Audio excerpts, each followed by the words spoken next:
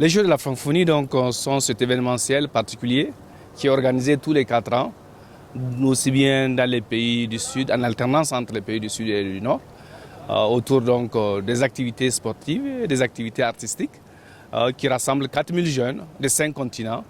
Donc la 8e édition aura lieu à Abidjan, n'est-ce pas, du 21 au 30 juillet 2017. Le pays hôte s'organise, le pays hôte s'apprête, le pays hôte est en train de développer des infrastructures de grande qualité, des infrastructures sportives, des infrastructures culturelles. Ils sont même en train de construire un nouveau village qui va accueillir les 4000 jeunes.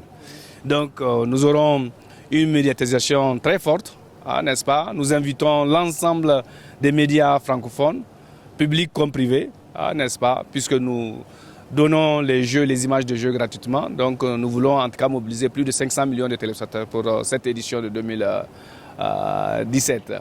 Alors, quelle sera la particularité de cette nouvelle édition et quels en sont les objectifs? Alors, il y a plusieurs particularités puisque les Jeux sont placés sous les signes de la solidarité, de la diversité et de l'excellence. Ils se déroulent dans un pays en pleine croissance économique. Ils se déroulent dans un pays, n'est-ce pas, qui va mobiliser sa population. C'est la population qui va porter les Jeux. Nous aurons donc des Jeux populaires. Et ces Jeux vont servir aussi à renforcer la cohésion sociale en Côte d'Ivoire. Et surtout, ces Jeux s'inscrivent dans le projet de la Côte d'Ivoire émergente en 2020.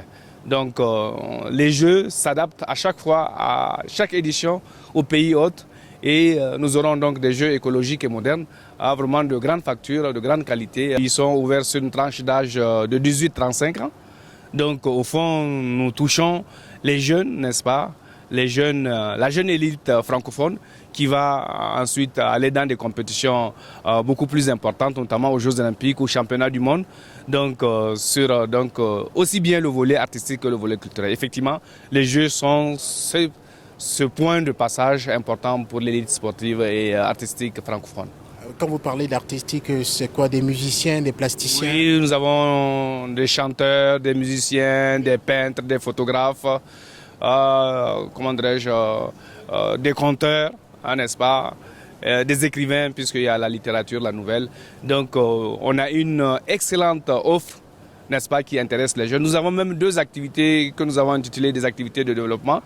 Vous avez donc une activité de création numérique, le DigiVigi, et nous avons aussi une autre activité de développement durable, puisque aujourd'hui, c'est des secteurs qui sont très prisés par les jeunes.